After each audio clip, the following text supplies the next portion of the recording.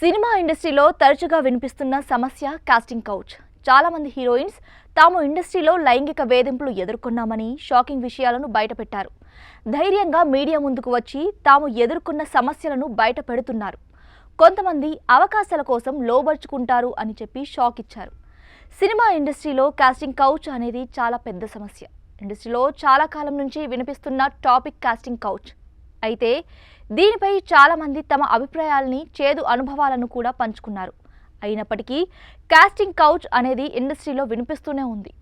ఇప్పటికే చాలామంది heroines, character ఆర్టిస్టులు కాస్టింగ్ కౌచ్ పై షాకింగ్ కామెంట్స్ చేశారు.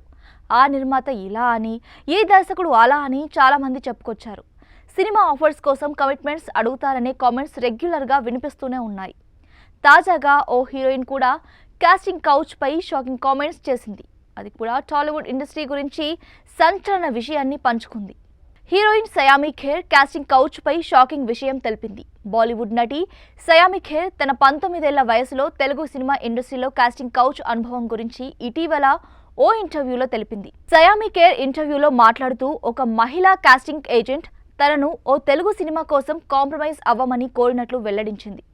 ఈ ఘటన తనను షాక్ గురిచేసిందని, ఇండస్ట్రీపై నిరాశకు గురిచేసిందని తెలిపింది. ఈ విషయాన్ని ఆమె తన సన్నిహితులతో పంచుకున్నప్పటికీ ఆ సమయంలో బయటపెట్టే సాహసం చేయలేదని తెలిపింది. ఈ వ్యాఖ్యలు సోషల్ మీడియాలో, ముఖ్యంగా ఎక్స్ ప్లాట్ఫామ్లో వైరల్ అయ్యాయి.